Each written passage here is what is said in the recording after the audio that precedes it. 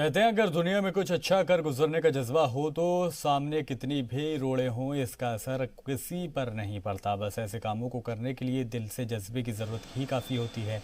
मध्य प्रदेश से ही एक ऐसी तस्वीर सामने आई है जो हम सब के लिए ये सबक लेने के लिए काफ़ी है कि उम्र की सरहद किसी काम में आड़े नहीं आती है।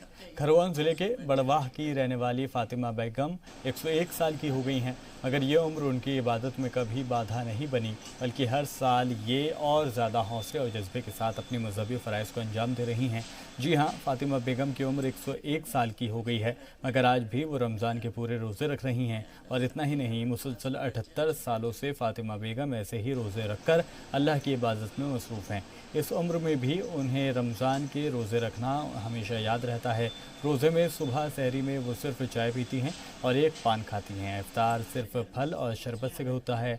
कोरोना बीमारी को लेकर वो भी फ़िक्रमंद रहती हैं। वो कहती हैं कि हिंदू हो या मुसलमान, सभी को परवरदिगार अच्छा रखे, सभी को इस बीमारी से बचाए, सभी के घर मासूम बच्चे हैं, सभी को सलामत रखे। मैं 13 साल की थी जब से रोजे रखे थे,